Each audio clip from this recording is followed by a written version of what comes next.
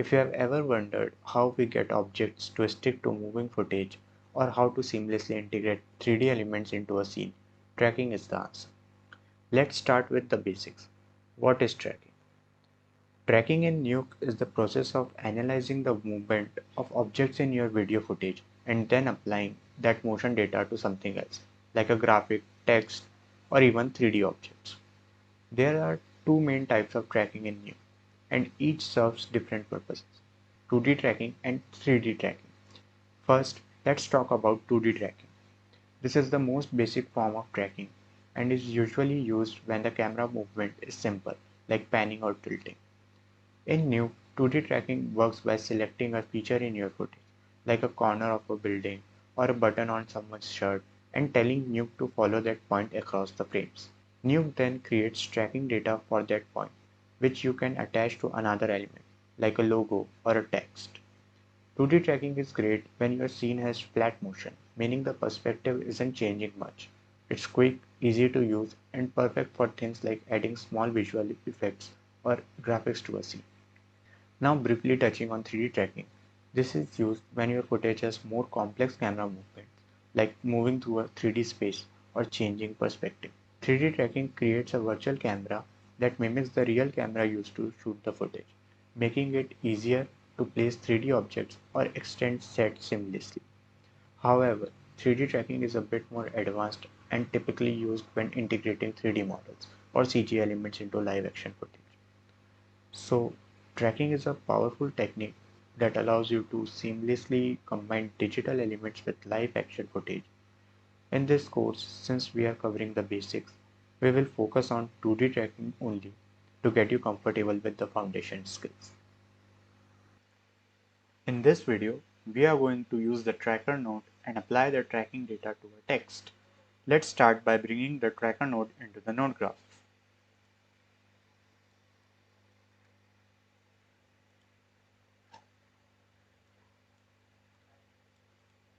As you can see, the tracker node has many options in its interface. We talked about it briefly in module 3, but now let's understand it properly. The first option is add track, or you can say add tracking point. This option is available here also. Let's add it from here. As soon as you add a tracking point, you will see some additional information here. This basically shows us the live tracking information for track 1.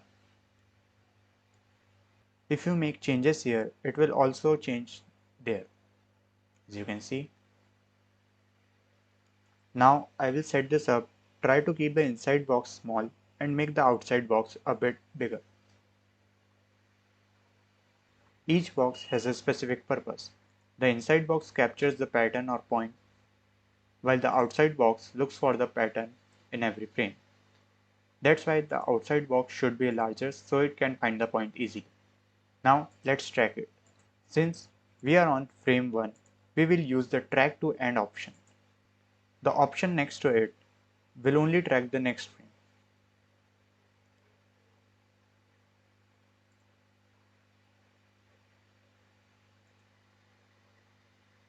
As you can see, we have got the tracking information.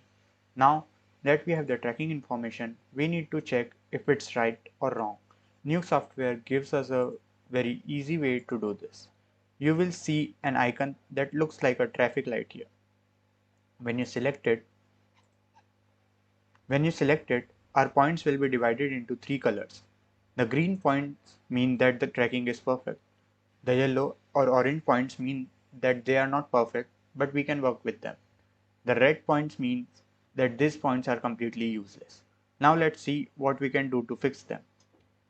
We'll go to the curve editor. Since we took track 1 here, let's open the track 1.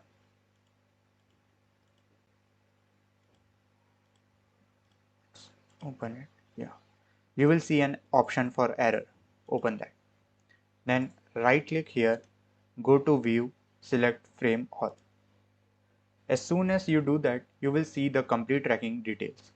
As you can see, the green points are mostly down, while the red points are raised up. We need to fix those raised points.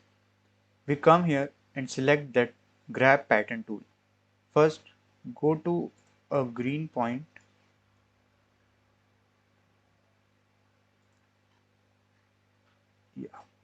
here. Then select the grab pattern. You can either track forward or track backward. I have to turn these red points to green, so I will have to track backward. Go to the green point, grab it, and then press track previous. As you can see, the point will go down. Again, go track previous, then track previous, track previous, track previous, previous, previous. As soon as I select one, you will see that the points start to turn green.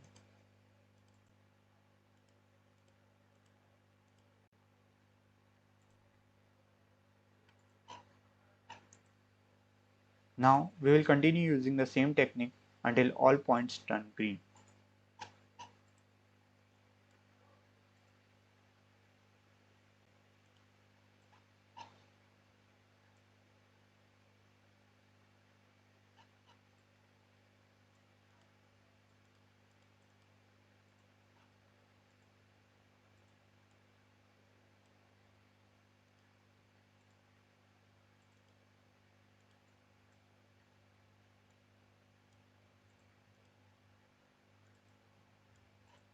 Once you are satisfied with your tracking, you can return to the node graph area.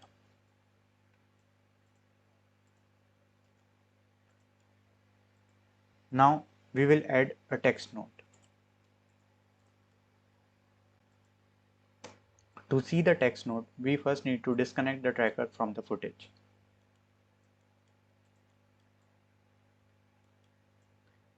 Then we will take a merge node and connect the text to the A input and the footage to the B input.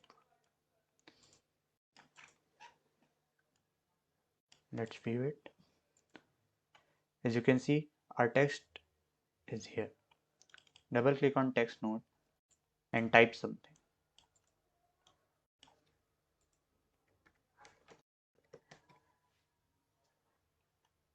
You can adjust the alignment.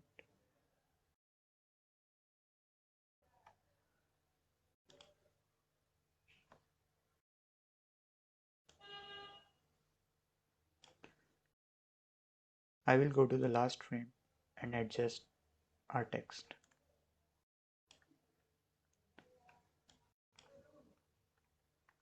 I can use the transform properties from here also, but I will add a transform node.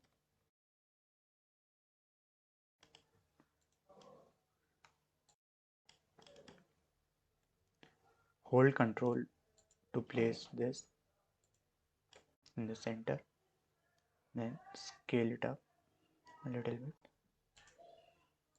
rotate it.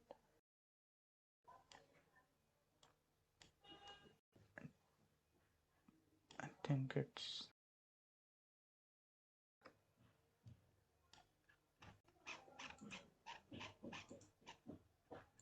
yeah.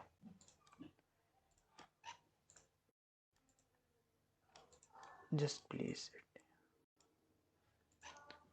Okay.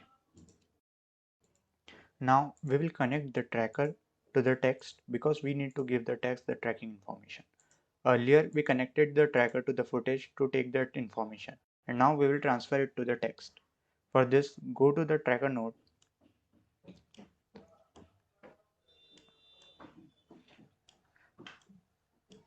double click, go to the transform. In transform area, set it to match move.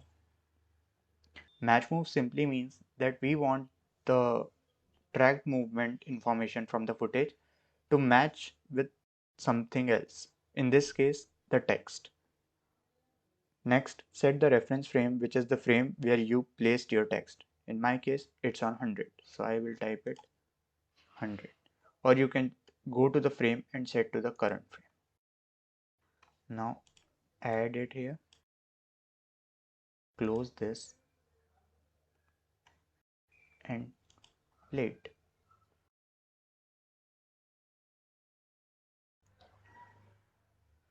Now you can see that our text is placed correctly and moves with the footage.